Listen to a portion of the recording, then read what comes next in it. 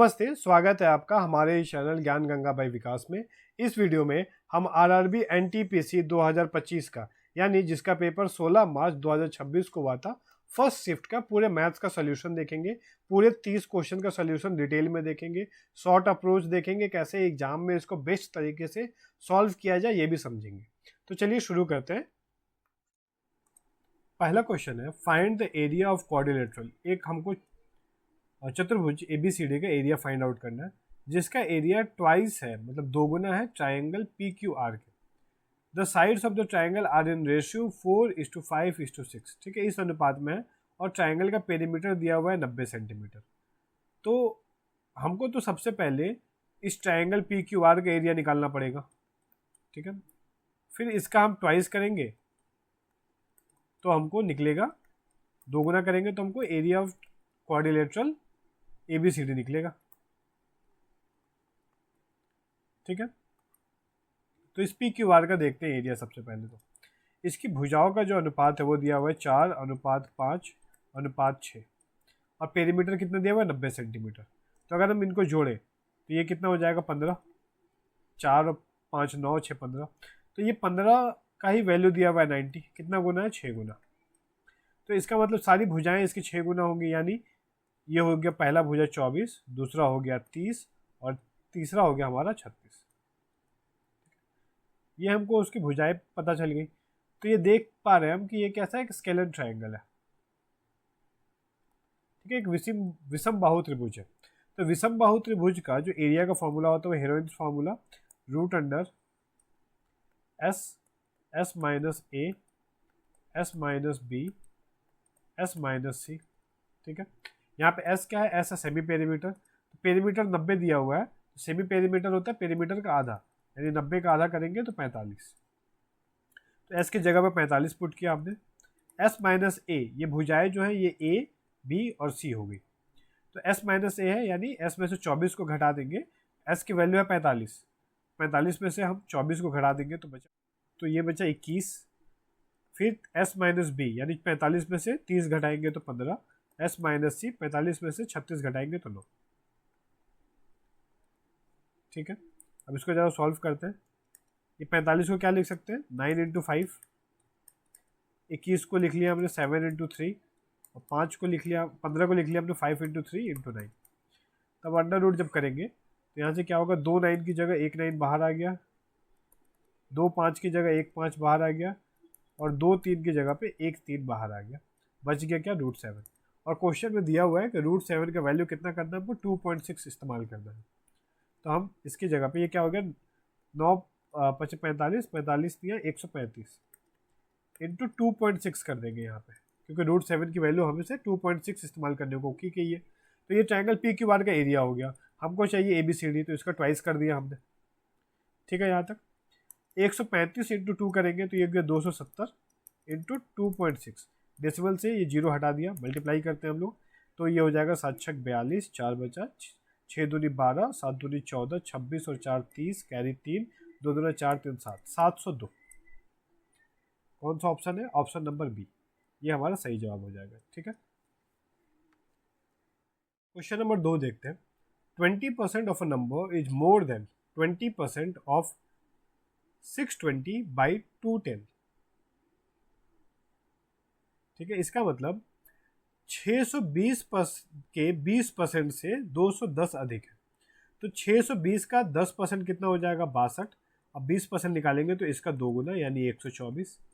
124 में 210 ऐड करेंगे तो ये आ गया 4 3 3 334।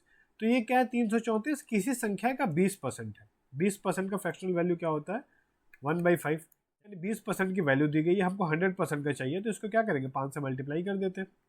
तो ये हो जाएगा हमारा 20, 5 से 15 2 17, 5 से 15 100, 1670, option number C। Question number 3, Anand has 1407 रुपए with him, he divides his amount between his sons Anil और अशोक। 1407 रुपए आनंद के पास थे। आनंद ने क्या किया कि अनिल को कुछ रुपए दे दिए, अशोक को कुछ रुपए दे दिए, and ask them to invest their respective share. अब जिसको जितना मिला बोला उससे कि कंपाउंड इंटरेस्ट 10% की ब्याज पर उसको सेव कर दो, उसको इन्वेस्ट कर दो। कंपाउंडेड एनुअली, ठीक है, वार्षिक ब्याज दर से। अब क्या हुआ कि ये ऑब्जर्व किया गया कि अनिल को 15 साल बाद जितना पैसा मिला, अशोक को 16 साल बाद उतना ही पैसा मिला। तो कितना पैसा आनंद ने अशोक को दिया था, ये हमसे पूछ रहा है। तो मान लेते हैं ना कि अनिल को x रुपया दिया और अशोक को y रुपए दिए। तो अनिल ने क्या किया कि इस x रुपए को ब्याज पे लगा दिया, कितने, 10% के ब्याज पे। अब अमाउंट का क्या फार्मूला होता है, कौन CI में देखें तो ये होता है P1 + R divided by 100 power T। तो प्रिंसिपल की जगह हमने x लिख लिया, 1 + R, R कितना है 10%। और कितने सालों तक लगाया, अनिल ने 15 साल तक लगाया। और वहीं पर अशोक का देखेंगे तो उसने भी 10% के ब्याज से 16 साल के लिए लगाया और दोनों का अमाउंट इक्वल हो गया, तो मैंने इक्वल दे दिया यहाँ पे। बस एग्जाम में यही लाइन लिखना है पहले। तो इसको भी हम स्किप कर सकते हैं, कैसे, 10% मतलब 1/10 हो गया, ये कट जाएगा। तो ये 11/10 का पावर 15 हो गया और ये y 11/10 का पावर 16 हो गया। तो डायरेक्ट यहाँ पे लिखते हैं हम लोग ये वाला स्टेप। अब क्या करेंगे, कैंसिल आउट करेंगे तो इससे ये पूरा कट जाएगा, सिर्फ एक बार बचेगा। x/y कितना आ गया, 11/10। तो अगर दोनों को जोड़े तो कितना हो गया, 21, यानी x + y कितना, 21 है। पर क्वेश्चन के हिसाब से दोनों आनंद के पास था कितना, 1407 रुपये थे, इसी को बांटा है तो ये 21 का वैल्यू हो गया। हमसे पूछा है अशोक का इन्वेस्टमेंट कितना है, तो अशोक का कितना है, 10 है, तो इसको 10 से मल्टीप्लाई कर देंगे। 7 से कट करते हैं 3 बार में, 201, और 3 से कट कर देते हैं, 3 छक्के 18, 3 7 21, तो ये आ जाएगा 670, option number D. Next question देखते हैं। क्वेश्चन नंबर 4 क्या बोल रहा है कि 13 संख्याओं का औसत 8 है। यदि प्रत्येक संख्या को 7 से गुणा किया जाता है तो नया औसत क्या होगा। ठीक है, इसको हम कुछ एग्जाम्पल से समझते हैं। जैसे मान लेते हैं हमने 4 नंबर लिया, 1 2 3 4। ठीक है, तो इसका अगर हम एवरेज निकालेंगे तो हमको पता है एवरेज निकालने के लिए क्या करना होता है, सबको जोड़ के जितने टर्म्स है उसे डिवाइड कर देंगे। या फिर जब नंबर AP में हो, मतलब ऐसे कंटिन्यू आगे बढ़ रहा है, कंटिन्यूअस है, तो हम क्या करते हैं, फर्स्ट टर्म और लास्ट टर्म को ऐड करके 2 से डिवाइड कर देते हैं। तो 4 और 1 5, 2 से डिवाइड करेंगे तो 2.5 आएगा। ठीक है, आप किसी भी तरीके से निकाल सकते हैं। अब क्या है ना, मान लेते हैं कि हम प्रत्येक टर्म में 2 ऐड कर देते हैं। मान ली इसमें भी 2 ऐड किया, इसमें भी 2 ऐड किया, इसमें भी 2 ऐड किया, इसमें भी 2 ऐड किया, तो ये क्या बनेगा, 3, ये 4, ये 5 और ये बनेगा 6। फिर अगर हम इसका एवरेज निकालें तो क्या दिखेगा हमें, 4 3 7 5 12 6 18, 18 को 4 से भाग करेंगे क्योंकि 4 टर्म है, 5 आ रहा है। तो हम क्या देख रहे हैं कि जिस तरीके से हमने ईच टर्म में, प्रत्येक टर्म में 2 जोड़ा, तो एवरेज में भी क्या हो गया, 2 ऐड हो गया। सेम चीज है माइनस के साथ। अगर हम सब में मान लेते हैं कि 2 माइनस करते हैं तो ये क्या हो जाएगा, -1, ये 0, ये 1 और ये 2। इसका एवरेज निकालेंगे तो 2 और 1 3, 3 में से 1 जाएगा, 2 बचेगा। 2 को हमको 4 से डिवाइड करना पड़ेगा क्योंकि 4 टर्म है, तो ये 0.5। तो फिर ये पहले 2.5 था, इस एवरेज में क्या हो गया, 2 की कमी आ गई, 0.5 हो गया। तो अगर 2 जोड़े या 2 घटाएं, अगर जोड़ते हैं तो एवरेज में 2 बढ़ जाता है, 2 जितना माइनस करेंगे उतना ही एवरेज में भी माइनस हो जाएगा। सेम चीज़ है मल्टीप्लाई के साथ। ईच टर्म को जितने नंबर से हम मल्टीप्लाई करेंगे, एवरेज भी हमारा उतने नंबर से मल्टीप्लाई हो जाएगा। ठीक है, तो यहाँ पे क्या बोल रहा है कि ईच टर्म मल्टीप्लाइड बाय 7, तो एवरेज भी 7 से मल्टीप्लाई हो जाएगा, यानी 8 7 56, option number B. Next question देखते हैं।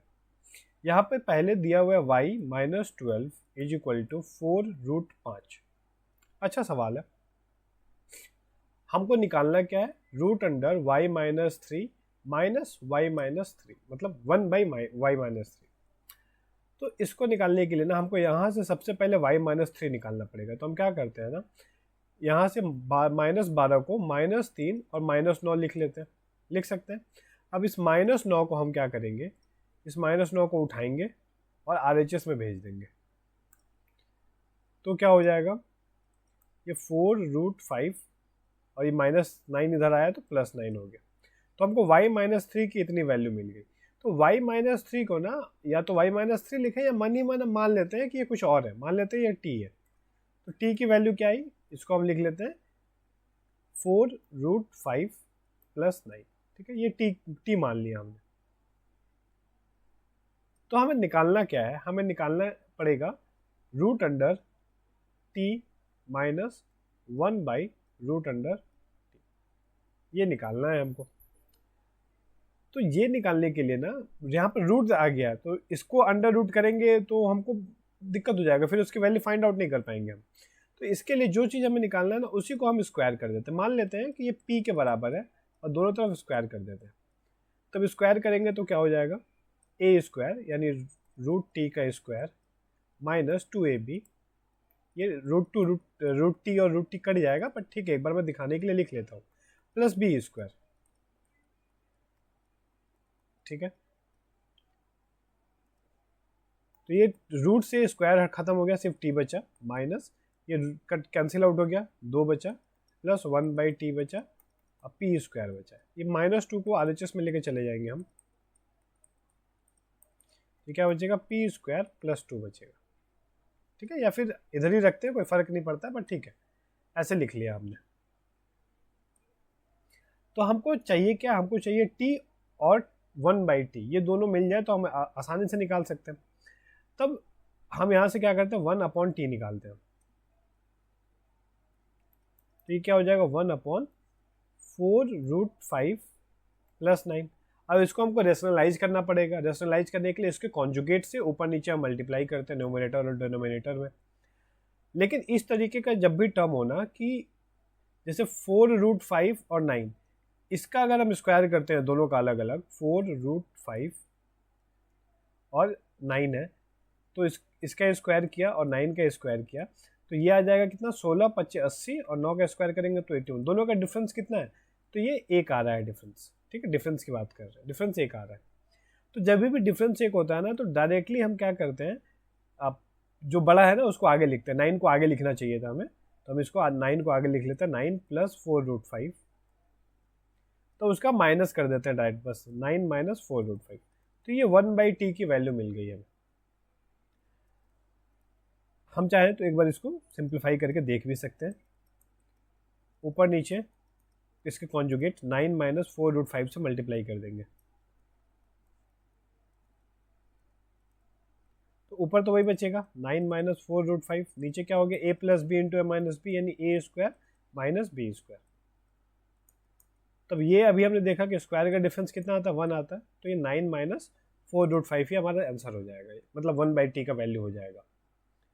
तो हमको चाहिए क्या, t + 1/t चाहिए। तो यानी ये वाली वैल्यू और इस वाली वैल्यू को ऐड करेंगे।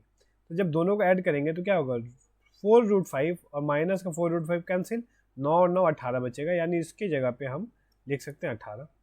ये 2 इधर आएगा तो -2 बराबर p², 16 बराबर p², और स्क्वायर जब इधर करेंगे तो अंडर रूट हो जाएगा, तो p की वैल्यू निकल गई 4। ऑप्शन नंबर बी, ठीक है। क्वेश्चन नंबर 6 है कि गिरीश ने किसी एक परीक्षा में 572 अंक प्राप्त किए, उसके नंबर जो है वो 572 है। जो अधिकतम संख्या है, मतलब जो मैक्सिमम मार्क्स है, किसी भी एग्जाम में मैक्सिमम मार्क्स होता है एक, हम एग्जाम देते हैं तो एसएससी के एग्जाम 100 मार्क्स 100 का हो गया, यहाँ पे कुछ और होगा, हमें बताया नहीं है क्या है। तो बोल रहा है कि अगर वो 30 नंबर और लेके आया होता ना, 30 नंबर और लाया होता, शॉर्ट हो गया है 30 नंबर, अंक उसके कम रह गए, 30 नंबर और लेके आया होता, यानी 602 नंबर लेके आया होता, तो मैक्सिमम मार्क्स का 28% हो जाता। तो यानी ये किसकी वैल्यू होगी, 28% की वैल्यू होगी। 100% की कितनी होगी, तो 100 से मल्टीप्लाई कर दिया, तो यही हमारा क्या आ गया, मैक्सिमम मार्क्स आ गया उस एग्जाम की। इसको जरा सॉल्व करते हैं। 4 से कट करते हैं 7 बार में, 4 से इसको कट कर दिया 25, 7 से इसको कट करते हैं, 7 8 56, 7 6 42, ठीक है। 25 × 86 करेंगे तो 25 6 150, 15 बचा 215, यानी 2150 मैक्सिमम मार्क्स था किसी उस परीक्षा का। आगे क्वेश्चन में क्या बोल रहा है, what is the percentage marks scored by his friend, उसके फ्रेंड ने 473 मार्क्स ऑब्टेन किए, तो उसका कितना परसेंटेज बनता है। तो 473 2150 का कितना परसेंट है यही निकालना है। तो हम उसको ऐसे सॉल्व कर देते हैं। ये 0 से 0 गया, फिर हम इसको काटते हैं। 7 से जाएगा, नहीं जा रहा है, 5 से काट देते हैं। 5 43 और ये 5 से गया 2 बार में। ये 43 के टेबल में कटना चाहिए पूरा। 43 1 जा 43, 11 बार में कट रहा है, ठीक है। 11 दूना 22, तो 22% सही जवाब हो गया। Question number 7, 2 taps can fill a cistern in 4 hours and 38 hours respectively। 2 tap है, 2 नल है, दोनों क्या करते हैं, पहला नल को ए मान लेते हैं, ये 4 घंटे में टंकी को भर देता है। दूसरा जो नल है वो 38 घंटे में टंकी को भर देता है। A third tap can empty it in 38 hours। एक तीसरा टैप है जो कि क्या करता है, एम्प्टी करता है, खाली करने वाला टैप है। ये 38 घंटे में टंकी को खाली कर देता है। How long will it take to fill 1/4 of the empty system. Empty system है, उसको भरने में अगर तीनों को साथ में खोल दिया जाए तो कितना टाइम लगेगा, ठीक है। तो इसका तो एक ये है सिंपल सा रूल कि पहले तीनों का एलसीएम निकाल लिए, 4 और 38 और एलसीएम निकालेंगे तो 76 हो जाएगा। फिर यहाँ से हम उसका एफिशिएंसी निकाल लेते हैं। 4 से डिवाइड करेंगे तो 19, 38 से करेंगे तो 2, और सी का आ जाएगा -2 क्योंकि ये नेगेटिव पाइप है। तीनों को साथ में खोल रहे हैं तो ये 19 और 2 21 में से 2 गया, 19 ही बचेगा। तो टोटल टाइम कितना लगेगा, 19 से डिवाइड कर देंगे यानी 4 घंटे लगेंगे। लेकिन हमको क्या बोल रहा है कि 1/4 1/4 ही टंकी भरनी है, यानी समय भी 1/4 लगेगा। 4 से भाग कर देंगे तो 1 घंटे सही जवाब होगा हमारा, ठीक है। या तो ऐसे करें, या फिर हम देख रहे हैं यहाँ पे सिंपली कि बी और सी, बी जितने घंटे में पानी भरता है ना उस टंकी में, सी उतने ही घंटे में टंकी को खाली कर देता है। तो इन दोनों की एफिशिएंसी तो सेम हो जाएगी। तो ये तो एक दूसरे को कैंसिल आउट कर देंगे ना, ये तो कैंसिल हो गया, इनसे मतलब ही नहीं है। सिर्फ ए से मतलब है। ए अकेले 4 घंटे में टंकी को भर देता है, लेकिन पूरा टंकी तो भरना नहीं है, हमको 1/4 ही टंकी भरना है। पूरा टंकी भरना होता तो ए को 4 घंटे लगता, 1/4 टंकी भरना है तो ए को 1 घंटा लगेगा। सिंपल, इसको ऐसे कर सकते हैं हम 5 सेकंड्स में। क्वेश्चन नंबर 8 देखते हैं। If the median of a data इतना less than the mode, then median of the data exceeds its mean by. Empirical formula से हर शिफ्ट में एक क्वेश्चन आता है, ये तो हम देख चुके हैं एनटीपीसी के एग्जाम में। एम्पेरिकल फॉर्मूला होता क्या है कि मॉड बराबर 3 मीडियन -2 मीन,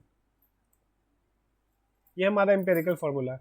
और क्वेश्चन में क्या दिया हुआ है कि median of a data is इतना लेस देन द मॉड, कि मीडियन जो है वो मॉड से कितना कम है, 61.54 कम है, ठीक है। बस इतना ही करना है हमको। सिंपली हम कि मीडियन को ऐसे ही छोड़ देते हैं, इस मॉड की जगह ये बैठा देते हैं, है ना, 3 मीडियन -2 मीन। इस मॉड की जगह हम फिल करते हैं 3 मीडियन -2 मीन, और ये -61.54 है ही, ठीक है। अब क्या होगा, ये 3 मीडियन इधर आएगा, तो 1 मीडियन -3 मीडियन, तो ये हो जाएगा -2 मीडियन, और ये +2 मीन, -2 मीन इधर आएगा तो +2 मीन बन गया, ये -61.5। अब यह क्या करते हैं ना, -2 कॉमन ले लेते हैं, तो ये क्या हो जाएगा, median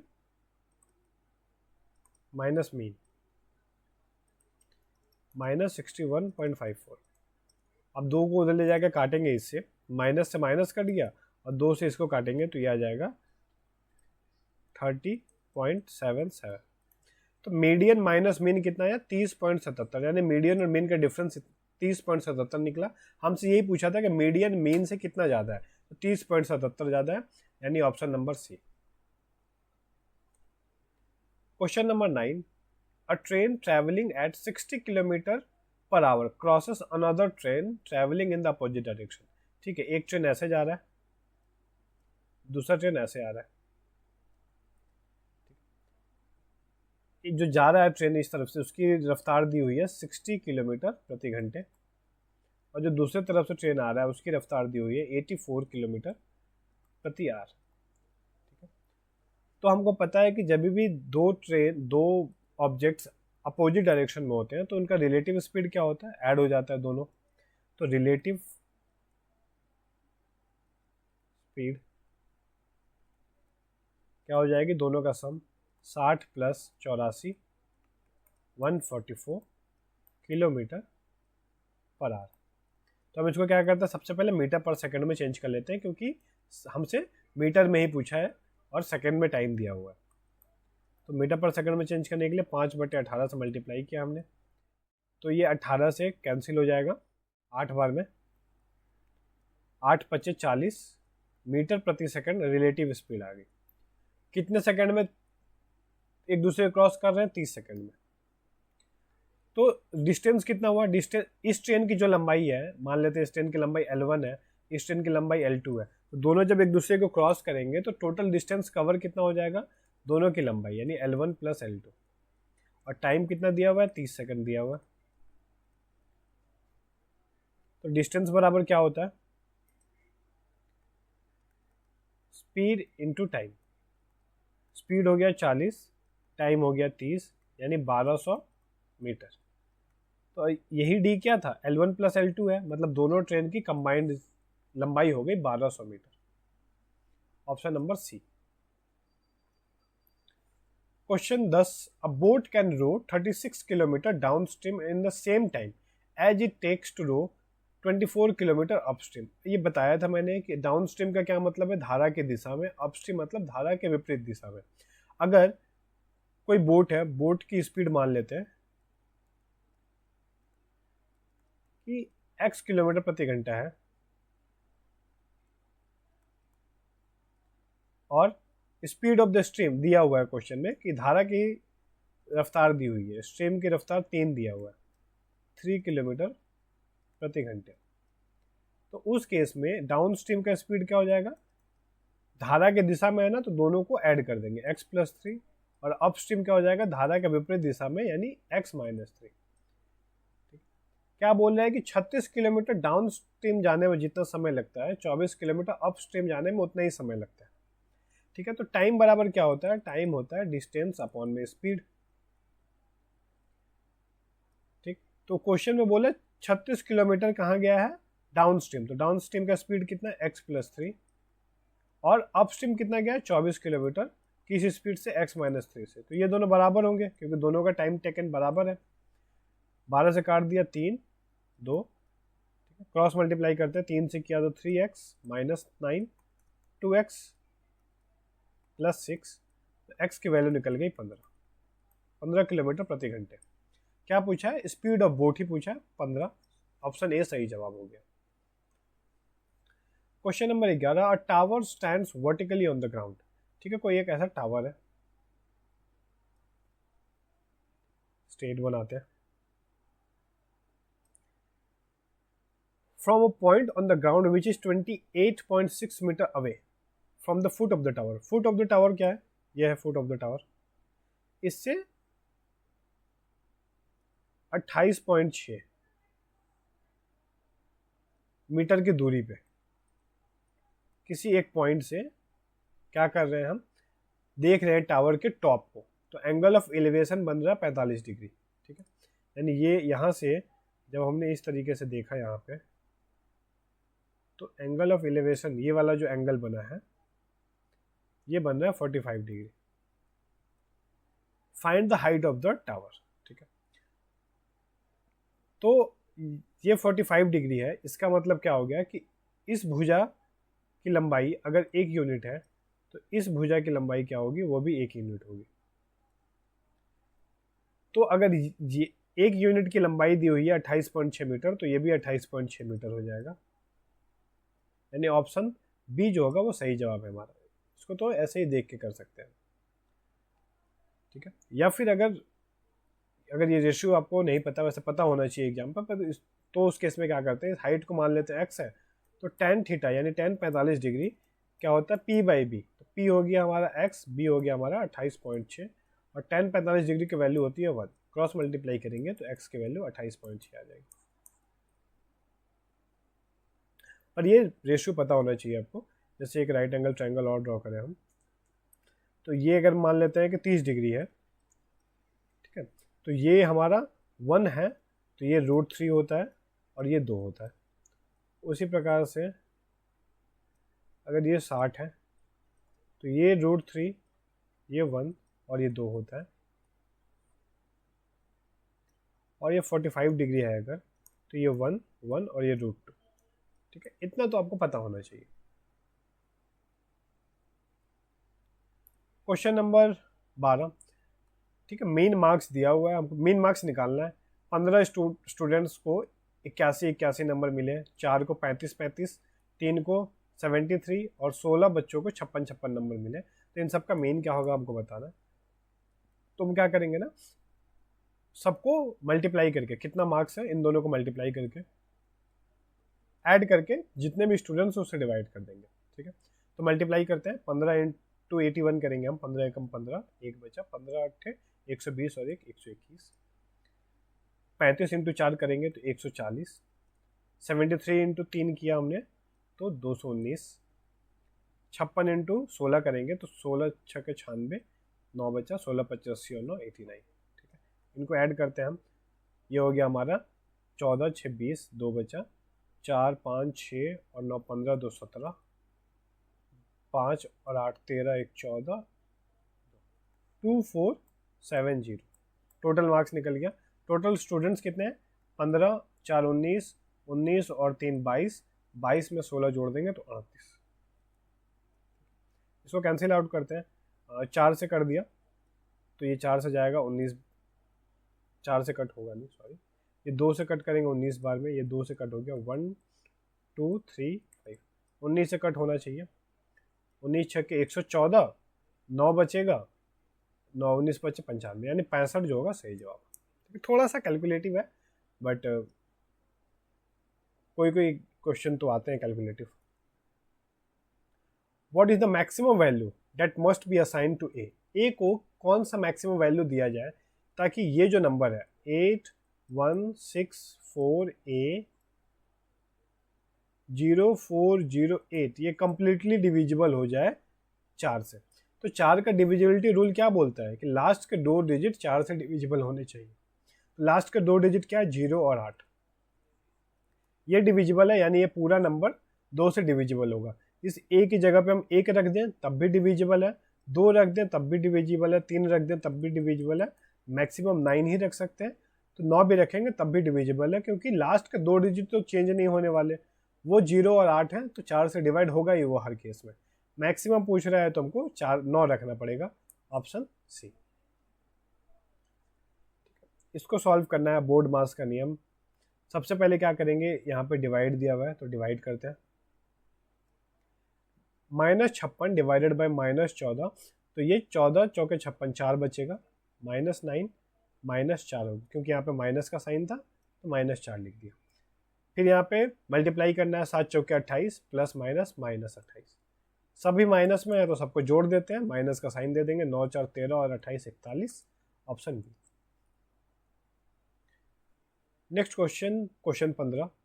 3 friends XYZ started a business by investing a sum of money in the ratio। इस रेशियो में पैसा लगाया 4:2:5। 6 महीने बाद X ने विड्रॉ कर लिया हाफ ऑफ इस कैपिटल, यानी ये जो 4 रुपये 4 यूनिट पैसा X ने लगाया था, जो 6 महीने तक चला, 6 महीने के बाद उसने पैसा बाहर निकाल लिया, अपना आधा पैसा बाहर निकाल लिया, तो 4 में से आधा बाहर निकाल लेगा तो 2 बचेगा।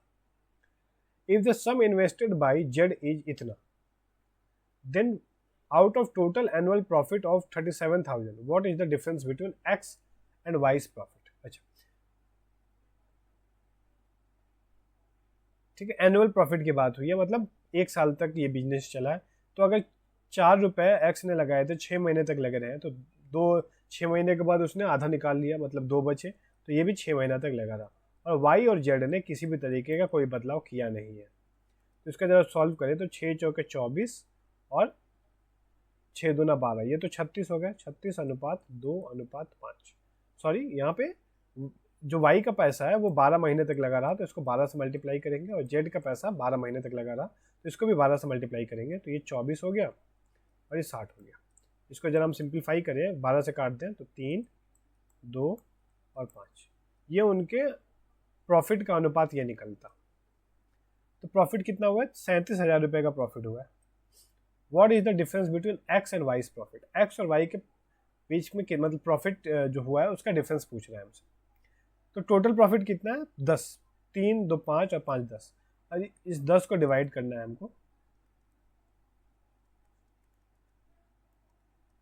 एक्स और वाई का डिफरेंस पूछा है, तो यहाँ पे एक्स और वाई में कितना डिफरेंस? 1 यूनिट का डिफरेंस है, तो 1 से मल्टीप्लाई कर देंगे, तो ये आ जाएगा 3700, ऑप्शन नंबर 1।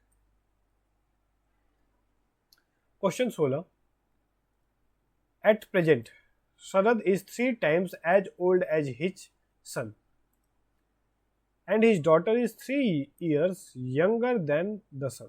ठीक है, जो शरद है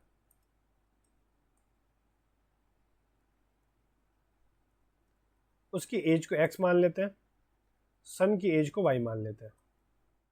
तो क्या बोले? Sharad is 3 times as old as his son, तो x बराबर क्या है? 3y। अपने बेटे के एज से 3 गुना है, उसके बाद डॉटर भी है, डॉटर की एज को हम क्या मानते हैं? जेड मान लेते हैं। और his daughter is 3 years younger then his son, मतलब जो जेड है ना, इसकी जो उम्र है सन से 3 साल छोटी है, मतलब y-3 है। ठीक है यहाँ तक। फिर आगे क्या बोल रहे हैं? If the sum of the ages of all this 3 people 3 साल पहले वॉज 63 years, 3 साल पहले 63 years थी, तो अभी क्या होगी? क्योंकि ये हमने प्रेजेंट एज माना है, 3 साल पहले 63 थी, तो 3 साल के बाद मतलब अभी तीनों का एज 3-3 साल बढ़ा होगा, यानी 9 और जोड़ देते हैं हम इसमें, तो ये कितना निकलेगा? 72। तो अभी 72 हो गई है, मतलब x plus y plus z तीनों का अभी का हम अगर टोटल देखें तो 72 ईयर्स होगा। ठीक है, हमसे क्या पूछ रहा है? शरद का एज पूछ रहा है, x की वैल्यू पूछ रहा है। तो हम क्या करते हैं ना, x को छोड़ देते हैं वहीं पे, y को x के टर्म में लिखते हैं, तो ये क्या हो जाएगा? y को अगर x के टर्म में लिखेंगे तो ये हो जाएगा x/3, और यहाँ से z को भी x के फॉर्म में लिखते हैं, तो z बराबर है y-3, और y की जगह क्या लिख सकते हैं हम? x/3। ठीक है, यहाँ से निकल रहा है y बराबर x/3, तो यहीं लिखेंगे हम x/3-3, तो z की जगह भी हमने x/3-3 कर दिया।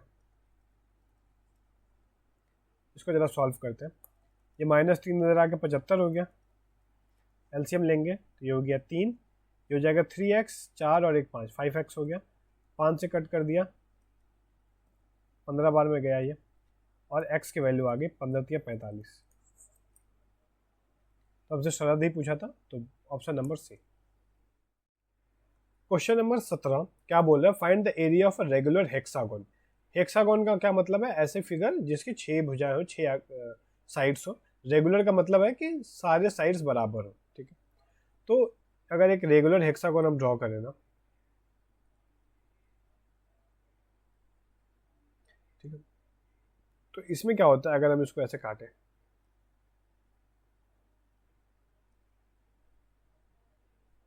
तो इस तरीके से 1, 2, 3, 4, 5, 6 इक्विलेटरल ट्रायंगल बनते हैं। ठीक है, तो एक हेक्सागोन का जो एरिया होगा वो 6 इक्विलेटरल ट्रायंगल के एरिया के बराबर होगा। तो उसकी भुजा का साइज कितना दिया हुआ है? 14√3। इक्विलेटरल ट्रायंगल का एरिया क्या होता है? √3/4 इंटू भुजा का स्क्वायर। तो भुजा को ए से रिप्रेजेंट करते हैं, तो a²। √3/4 भुजा हो गया हमारा 14√3, इसका स्क्वायर करेंगे तो √3/4, 14 का स्क्वायर हो गया 196, और √3 का स्क्वायर करेंगे तो 3।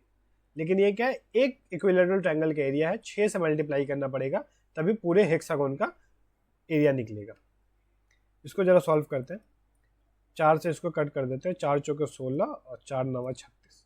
अब मल्टीप्लाई करना पड़ेगा, ये हो गया 6 3 18, 18 को 49 से करेंगे तो 18 9 162, 16 बच गया कैरी, 18 चौक 72 और 16 उसमें जोड़ देंगे तो ये हो जाएगा हमारा 88√3।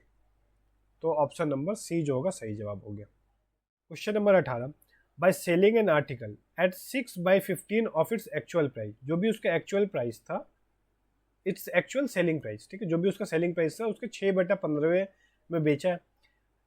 Hitesh incurs a loss of 28%. If he sells it at 89% of its actual selling price, then the profit percentage is, ठीक है, 6/15, तो मान लेते हैं जो एक्चुअल सेलिंग प्राइस था ना वो 15 था, लेकिन उसको बेचा कितना में, 6 रुपए में बेच रहा है। न्यू एसपी लिख लेते हैं, 6 रुपए में बेच रहा है, तो 6 रुपए में बेचने की वजह से उसको क्या हो गया, 28% का लॉस हो गया। तो यानी ये जो 6 है, 6 रुपए में बेच रहा है तो 28 का लॉस हो गया। ये किसकी वैल्यू हो गई, ये 72 की वैल्यू हो गई, हमको 100 की वैल्यू चाहिए, ठीक है। तो इसका कट करते हैं जरा, 6 से इसको कट कर देंगे तो ये हो जाएगा हमारा 12, यानी 100, इसको भी 4 से कट करते हैं, 25 और 3, तो 25/3, ये क्या हो गया, ये मेरा कॉस्ट प्राइस हो गया। बोल रहा है कि if sells it at 89% of its actual selling price, actual selling price को हमने कितना माना है, 15 माना है, तो अगर इसका 89%, 15 का 89% पे वो बेच रहा है, तो ये क्या होगा, 5 से कट करेंगे, 5 से 3 बार में, ये 20 बार में, फिर ये हो जाएगा 20, 9 3 27, 24 और 2 26, इतने रुपए में बेच रहा है, तब क्या प्रॉफिट होगा ये बताना है हमको। तो ये है सीपी और ये मेरा न्यू एसपी है। तो प्रॉफिट निकालने के लिए क्या करेंगे, तो माइनस करते हैं, सेलिंग प्राइस को कॉस्ट प्राइस से माइनस करते हैं। सेलिंग प्राइस है हमारा इतना, कॉस्ट प्राइस हो गया 25/3, एलसीएम लेते हैं, तो एलसीएम लेंगे तो ये हो गया 60, इसको 3 गुना करना है, तो 7 या 21, 6 18 2 20, 3 दूना 6 2 8, माइनस 500, तो ये हो गया 301/60। प्रॉफिट परसेंट निकालना है, तो profit divided by SP, SP है 25/3, तो ये हो जाएगा 3/25 इंटू 100, ठीक है। 25 से ये कट कर दिया हमने 4 बार में, 4 से ये गया 15 बार में, तो 15 से भाग करना पड़ेगा किसको, 903 को, तो 15 छक्के 90 कट गया, ये 3 आएगा, यहाँ 0 देना पड़ेगा, पॉइंट देंगे तो ये 0, 15 दूना 30, यानी 60.2% की प्रॉफिट होगी, ऑप्शन नंबर सी। थोड़ा सा कैलकुलेटिव है बट इजीली कर सकते हैं हम लोग अगर काम रखें एग्जाम में। तो अब देखते हैं question number 19, if both the roots of the quadratic equation, अच्छा 2 क्वाड्रेटिक इक्वेशन दिया है, एक ये और एक ये, are common, then what is the value of 9b², दोनों का रूट्स जो है वो कॉमन है। तो जब भी 2 क्वाड्रेटिक इक्वेशंस के रूट कॉमन होते हैं ना, तो उनके कोएफिशिएंट्स का रेशियो बराबर होता है। यानी जैसे क्वाड्रेटिक इक्वेशन क्या होता है, जैसे हमने लिख लिया a1x² plus b1x plus c1 बराबर 2, और एक लिख लिया a2x² plus b2x plus c2 बराबर 0। तो इसमें जो x² के कोएफिशिएंट्स हैं और जो x का कोएफिशिएंट है और कांस्टेंट टर्म है, इनका रेशियो बराबर होगा, यानी a1/a2 ये बराबर होगा b1/b2 के, और ये बराबर होगा c1/c2 के। तो ये वाला हमारा जो क्वाड्रेटिक इक्वेशन है, इसको अगर हम देखें तो इसमें क्या है कि x² का कोएफिशिएंट अलग अलग दिया हुआ है, तो उसको एक जगह लिखना पड़ेगा, मतलब इसको जरा सिंप्लीफाई करके हमको लिखना पड़ेगा दोनों ही इक्वेशंस को। तो सबसे पहले लिखते हैं हम लोग a 8x² plus 4 plus bx plus 4x² minus 8 is equal to 0।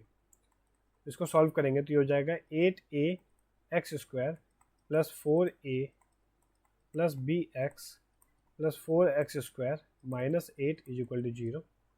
x² जहाँ पे भी है उसको कॉमन लेते हैं, ये x² है, ये x² है, x² हमने कॉमन लिया तो ये क्या बचा, 8a प्लस 4, ठीक है। और bx को एक जगह लिखा हमने, और जो कांस्टेंट टर्म है उसको एक जगह लिख देते हैं, जो कि है 4a माइनस 8, ये कांस्टेंट टर्म हो गया। उसी प्रकार से दूसरा वाला जो इक्वेशन है उसको भी हम तोड़ते हैं, इसको ब्रेक करेंगे तो ये हो गया हमारा 3a, और यहाँ पे 2x² है तो ये 6 हो जाएगा, 6ax² plus 3a plus kx plus 3x² minus 6 is equal to 0।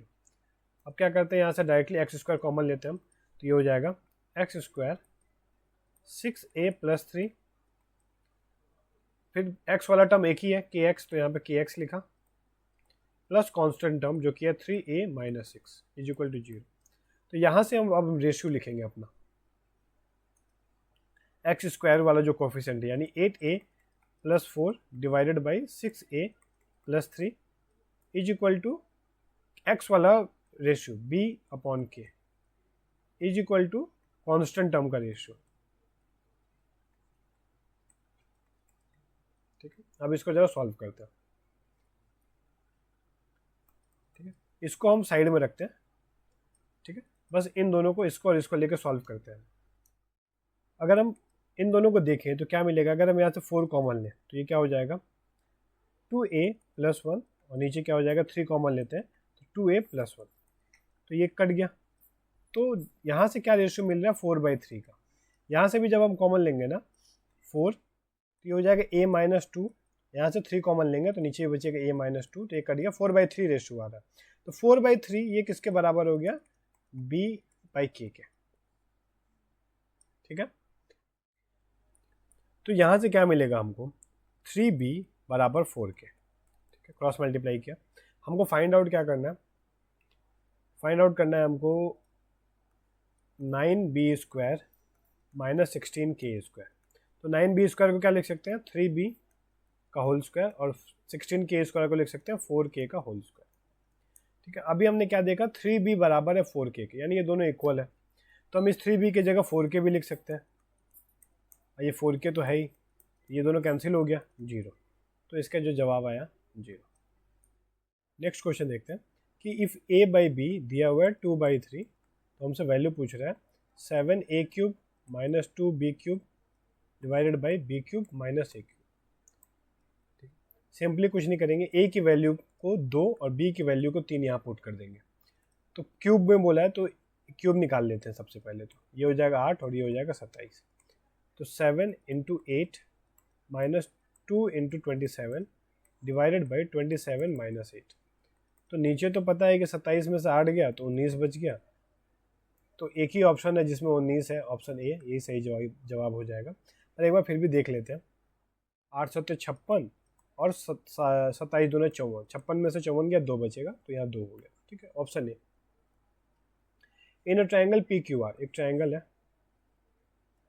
PQR, angle QOR 130 degree है, where O is the incentre of the triangle. अच्छा, O जो है इन सेंटर है, तो QOR यानी ये वाला एंगल,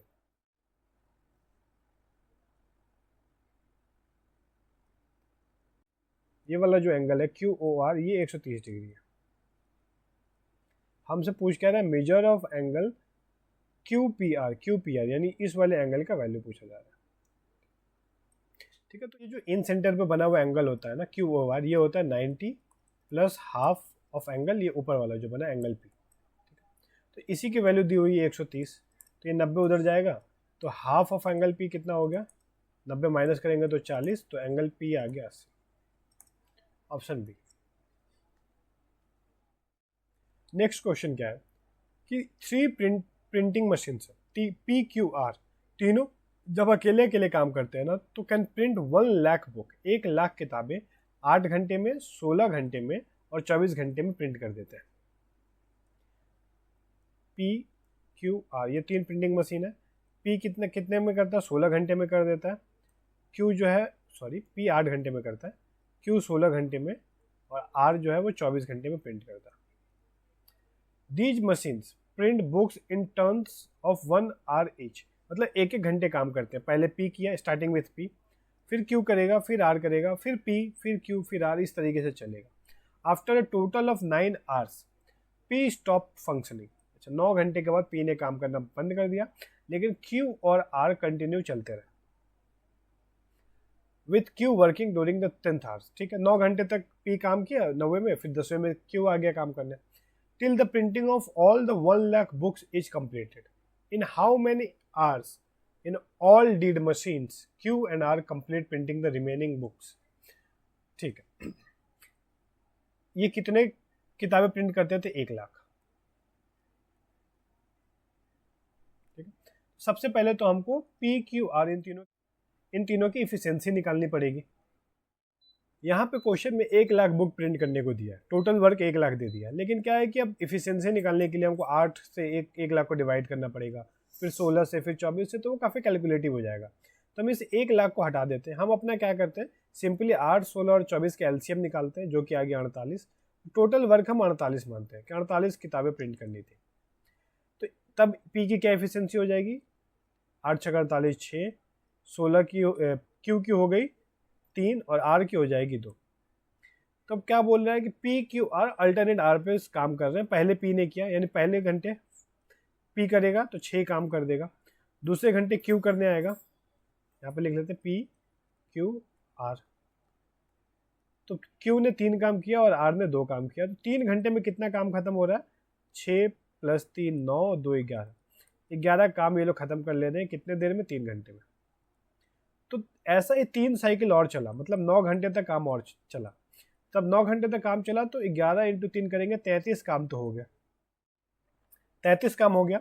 अब क्या हुआ कि पी काम करना बंद कर दिया, तो 10वें घंटे में कौन आएगा काम करने, 10वें घंटे में क्यू ने काम किया, 11वें में फिर आर आएगा, फिर 12वें में फिर क्यू करेगा, फिर 13वें में आर करेगा। इस तरीके से अब पी का काम खत्म हो गया।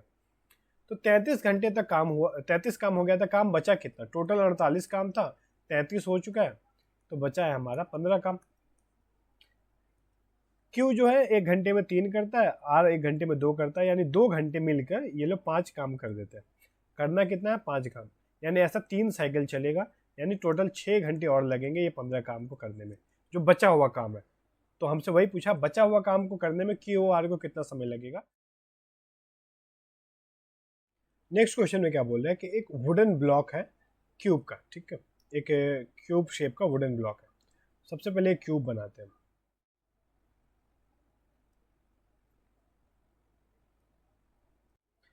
आठ मीटर लॉन्ग, मतलब प्रत्येक भुजा की लंबाई 8 मीटर है। The maximum possible number of cylinders with a diameter of 1 metre. ठीक है, सिलेंडर क्या होता है, सिलेंडर का शेप कैसा होता है, इस तरीके का।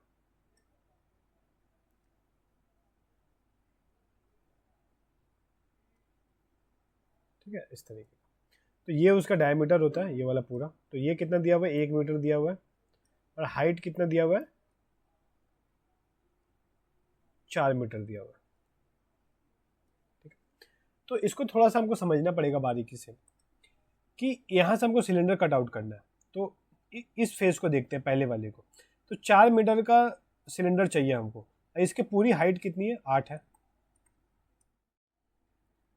तो अगर हमको सिलेंडर निकालना है ना, तो इस तरीके से, क्योंकि सिलेंडर की हाइट कितनी है, 4 है, तो एक नीचे और एक ऊपर, 4 4 8। तो इस तरीके से 2 मैक्सिमम सिलेंडर निकाल सकते हैं हम। ठीक है, तो अगर हाइट वाइज देखें हम लोग, तो इस तरीके से क्यूब को हम 2 बराबर भाग में काट सकते हैं ऐसे। मतलब नीचे जिससे जितना क्यूब निकलेगा, ऊपर से भी उतना ही निकलेगा, क्योंकि पूरे क्यूब की ऊंचाई 8 है और सिलेंडर हमको 4 4 मीटर का चाहिए, तो इसको 2 हिस्सों में बांट दिया हमने। अब क्यूब का डायमीटर है कितना, 1 मीटर, और इसका लंबाई, मतलब इसकी विड्थ कितनी है, क्यूब की 8 मीटर। सिलेंडर का डायमीटर है 1, ये भी है 8। तो यहाँ से कितना निकल सकता है, एक एक करके 8 सिलेंडर्स निकल सकते हैं, और यहाँ से भी 8 सिलेंडर निकल सकते हैं। यानी अगर टोटल देखें नीचे वाले हिस्से से, तो 8 × 8 यानी 64 सिलेंडर्स निकल सकते हैं। और चूंकि सिलेंडर का हाइट कम है, तो ऊपर से भी उतने ही निकल पाएंगे, 64। तो टोटल सिलेंडर की जो मैक्सिमम हो गया वो 128 हो गया। तो ये 128 सिलेंडर निकल सकते हैं। तो हमसे क्या पूछ रहा है, the cylinder are to be painted. इस सिलेंडर को पेंट करना है 14 रुपये पर स्क्वायर मीटर के हिसाब से।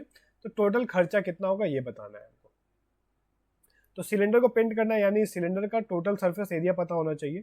टोटल सरफेस एरिया क्या होता है सिलेंडर का, 2πr r + h।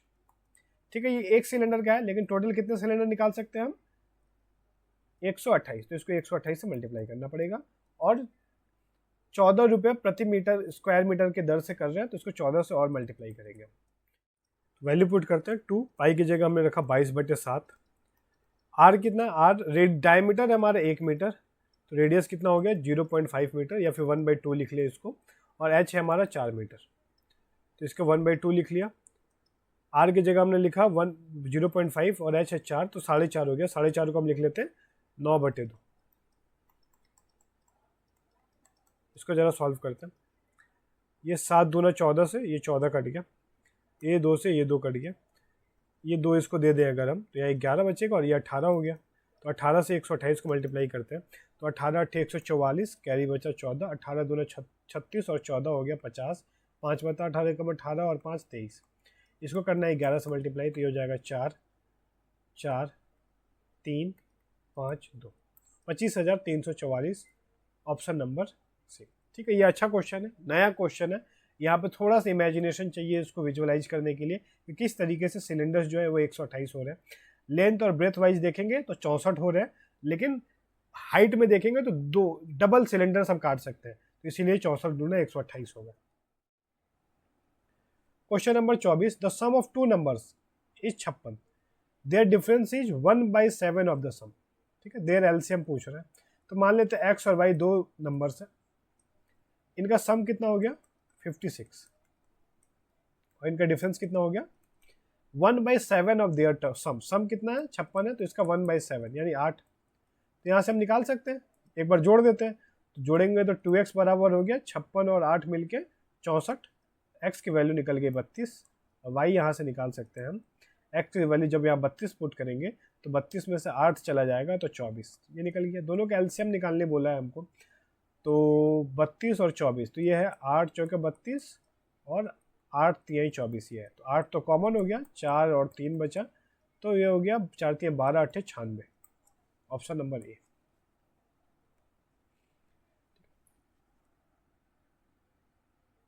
ठीक है, ये क्वेश्चन है सिंप्लीफिकेशन का, छोटा सा क्वेश्चन है।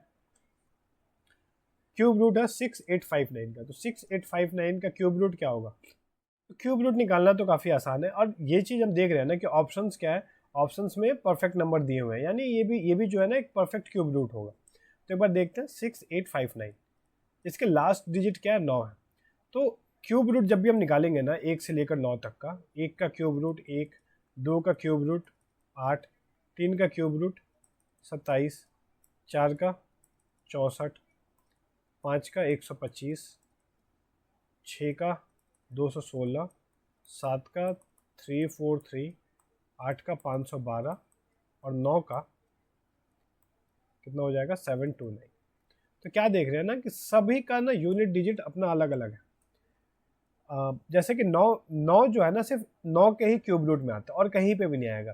तो यहाँ पे हम देख रहे हैं कि इसका क्यूब रूट निकालना है हमको, तो लास्ट में 9 है, यानी इसके भी जो क्यूब रूट निकालने के बाद जो डिजिट आएगा उसके भी लास्ट में 9 ही होगा। तो ये 3 डिजिट छोड़ देते हैं, ये 6 देखेंगे। फिर ये 6 बच रहा है, तो 6 को देखेंगे कि 6 ये जो है ये किसके क्यूब रूट के या तो बराबर है या फिर उस क्यूब रूट से बड़ा है। तो देख रहे हैं 2 का क्यूब रूट तो 8 हो जाता है, तो ये पॉसिबल नहीं है। 1 का क्यूब रूट है 1, तो 1 से बड़ा है, तो यहाँ पे 1 लिखना पड़ेगा, यानी ये जो हो गया ना 19 का क्यूब करेंगे तो इतना मिलेगा। ठीक है, तो इसका क्यूब रूट आ गया 19। अब है 256 का पावर 4 करना है, तो 256, ये तो हमको पता है कि ये होता है 2 का पावर 8। तो इसका फोर्थ रूट निकालना है, तो 1/4 करेंगे तो 2 की पावर, ये कट जाएगा 2 बार में, तो 2 यानी 4, तो यहाँ तो 4 लिखेंगे 168। अब इसको जरा कैंसिल आउट करते हैं, 4 से ये चला जाएगा, 4 चौके 16, 42 बार में। ठीक है, 19 से ये चला गया 3 बार में, 3 से ये चला जाएगा 14, और 14 दूना 28। ठीक है, ऑप्शन में आसान था, बस एक क्यूब रूट और ये 256 का पावर मैंने अंडर रूट निकालेंगे 4th पावर, तो ये आसानी से सॉल्व हो जाएगा। Question number 16, at what rate per year will a sum of money double itself in 16 years on simple interest. ठीक है, ये भी इजी है काफ़ी, डबल कर लेना है। मान लेते हैं हमने 100 रुपये लगाया है कहीं पे, तो क्या हो गया 200 रुपये हो गया, मतलब ब्याज कितना मिला 100 रुपये का। अब हमको पता है SI बराबर क्या होता है, PRT/100 होता है। तो SI है 100 रुपये, प्रिंसिपल भी है 100 रुपये, ब्याज हमसे पूछा है, टाइम 16 साल दिया है, कैंसिल कर दें तो R की वैल्यू क्या निकल गई 100/16, 4 से कट करेंगे तो 25/4, सॉल्व करें तो 6.25, option number D. Question number 27, there are 78 members in a group A, 22 members in group B, 34 members in group C, all members of this groups went to a restaurant, the average amount spent on each member of the group A B C are इतना इतना और इतना respective, तो overall average निकालना है हमको, ठीक है। तो और जो 78 मेंबर्स है ना, इन्होंने 136 रुपये करके खर्चा किया, 22 मेंबर्स ने 383 रुपये करके खर्चा किया एवरेज, और 34 मेंबर्स ने 457 एवरेज करके खर्चा किया है। तो इन सबको ऐड करेंगे हम, मल्टीप्लाई करेंगे, जो आएगा उसको ऐड करेंगे, ऐड करने के बाद जो टोटल नंबर्स है यानी 78 और 22 ये मिलके हो गया 100 और 34, 134 से डिवाइड कर देंगे, तो वही हमारा सही जवाब होगा। लेकिन अब इतना कैलकुलेशन करना है तो लेंदी होगा वो, तो हम क्या करते हैं ना, यूनिट डिजिट से सॉल्व करने की कोशिश करते हैं। तो इसके यूनिट डिजिट अगर हम देखें तो 8 छक 48, अच्छा ये 3 है, ये हो जाएगा 2 3 6, और ये हो गया 7 चौके 28, तो ये हो गया 8 से 14 और 8, ठीक है 22 होगा, तो 2 बचा है यूनिट डिजिट। तो 4 को कितने से मल्टीप्लाई करें हम ताकि यूनिट डिजिट 2 आ जाए, तो एक तो 3 है, 4 3 12, एक 8 हो सकता है, 8 चौके 32, ठीक है। तो अगर ऑप्शन में देखें यूनिट डिजिट सिर्फ 8 एक ही में है, तो सी नंबर इसको हम टिक सही जवाब करेंगे। नहीं ये एक्चुअली ना काफ़ी लेंदी हो जाएगा अगर हम इसको रेशियो मेथड से भी करें ना, जैसे कि ये 78 लोग हैं ग्रुप ए में, ग्रुप बी में है 34, और ग्रुप सी में है हमारे सॉरी ग्रुप बी में है 22 और सी में है 34, तो इसको अगर हम कट करें 2 से तो ये 39 11 और 17, ज़्यादा से ज़्यादा हम इतना छोटा कर सकते हैं, इसके बाद तो ये कटेगा भी नहीं, तो फिर इन सबको हमको 39 से मल्टीप्लाई करना पड़ेगा, यहाँ 11 से, यहाँ 17 से मल्टीप्लाई करके जो आएगा उसको इसके टोटल से, मतलब 39 और 11 50 और 17 67 से डिवाइड करना पड़ेगा। तो कैलकुलेटिव है, थोड़ा सा कैलकुलेशन करना पड़ेगा, नहीं तो अगर ये क्लिक हो जाए यूनिट डिजिट से करना है तो फिर हम कर सकते हैं इसको, अदरवाइज ये टाइम टेकिंग है काफ़ी। Question number 28, P sells an item to Q at a profit of 50%, ठीक है, पी क्यू मान लेते हैं कि 100 रुपये का सामान था, तो 50% प्रॉफिट यानी 150 पे क्यू को बेच दिया। Q sells the same item to R at 60% loss, अब आर पे बेचा क्यू ने, तो 60% के लॉस पे बेचा। 60% का क्या मतलब हो गया, 3/5, 3/5 यानी 5 के सामान को 3 रुपये के लॉस यानी 2 में बेच रहा है, 5 के सामान को 2 में बेच रहा है, लेकिन खरीदा कितना 150 में, 30 गुना ज़्यादा, यानी बेच रहा भी कितना वो 30 गुना ज़्यादा, यानी 60 रुपये में बेचा होगा, ठीक है। इफ़ आर पेड 3232, लेकिन आर को कितना में मिला 60 रुपये में, यानी 3234 ये 60 का वैल्यू हो गया। Then at what price is the item purchase by P, P ने कितने में खरीदा, तो हमने 100 माना है तो इसको 100 से मल्टीप्लाई कर देते हैं, सॉल्व करेंगे तो ये कट जाएगा 20 से 3 बार में, ये 5 बार में, 3 से इसको कट कर देते हैं, 1078, 8 5 40, 35 और 4 39, 5390, option number A. Next question देखते हैं क्या बोल रहा है कि एक डीलर ने 2 आर्टिकल खरीदे हैं, एक्स और वाई दोनों को 500 रुपये में खरीदा है, ठीक है, इसको लिख लेते हैं। एक्स इसका सीपी कितना है 500 है, और वाई को भी कितने में खरीदा है 500 में। He sells x by giving 2 successive discount, 2 successive discount देता है, एक 50% का और एक 28% का, तो ओवरऑल नेट डिस्काउंट क्या हो जाएगा, तो डिस्काउंट का फॉर्मूला पता है हमको, X plus Y minus X Y upon 100, ये सक्सेसिव डिस्काउंट का फॉर्मूला है। तो एक्स की जगह लिखेंगे 50, 28 माइनस 50 इंटू 28 बाई 100, ये कट गया 14, तो ये हो जाएगा 50 और 28 मिलके हो गया 78, उसमें 14 माइनस करेंगे तो ये हो जाएगा 64, तो यानी ओवरऑल डिस्काउंट दिया गया 64% का। तो बेचा कितना गया, मार्क्ड प्राइस जो भी रहा होगा, मार्क्ड प्राइस मान लेते हैं 100 रुपये मार्क्ड प्राइस था, तो 64 रुपये डिस्काउंट देकर बेचा कितने में, वो 36 रुपये में बेच रहा है, सेलिंग प्राइस कितना हो जाएगा 36 उस केस में। लेकिन क्वेश्चन में क्या बोल रहा है कि वो 958 रुपीज़ अर्न कर रहा है प्रॉफिट के तौर पे, तो इस केस में सेलिंग प्राइस क्या निकलेगा, सेलिंग प्राइस क्या होता है सीपी प्लस प्रॉफिट, तो सीपी है हमारा 500 और प्रॉफिट है हमारा 958, तो टोटल सेलिंग प्राइस हो जाएगा हमारा 1458 रुपये, ठीक है। तो ये मार्क्ड प्राइस का सिर्फ 36% है, यानी सेलिंग प्राइस कितना है 36 है, ये 36 की वैल्यू हो गई, आपको निकालना क्या है, 100 की वैल्यू निकालनी है। तो ये हमारा मार्क प्राइस निकल जाएगा। मार्क प्राइस निकालते हैं हम यहाँ से, सॉल्व अगर करें तो ये 6 से कटेगा क्या, कटेगा, काट देते हैं 6 से 6 बार में, 6 दूना 12, 2 बचेगा, 6 चौके 24, 6 तिया, ठीक है। फिर 3 से कट रहा है, 3 से काटते हैं, 3 दूना 3 अट्ठे, अरे तो ये आ रहा है 8100 डिवाइडेड बाई 2। अच्छा और कैंसिल आउट कर सकते हैं इसको, 50 टाइम्स में कैंसिल कर दिया तो ये हो जाएगा हमारा 540, 4050, इतना मार्क्स प्राइस आ रहा है, ठीक है। आगे क्वेश्चन देखते हैं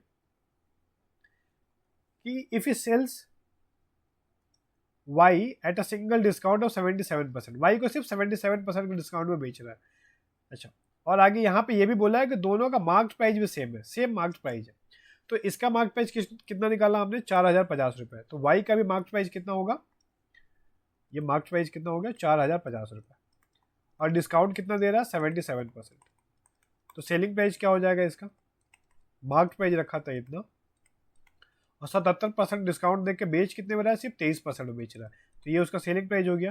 ये जीरो से ये जीरो कैंसिल आउट कर दिया, 23 से मल्टीप्लाई करते हैं, 23 बचे 115, फिर यहाँ पे जीरो है तो एक कैरी, एक बचेगा, 23 चौका 92 और 1 93 डिवाइड में 100।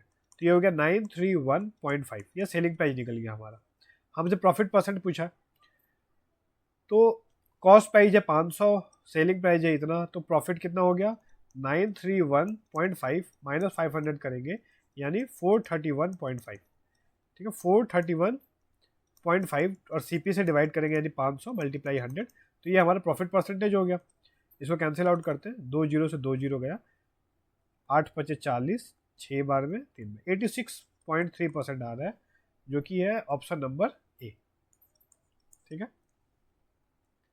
क्वेश्चन नंबर 30 देखते हैं। थर्ड प्रोपोर्शन फाइंड आउट करना है 16 और 24 का।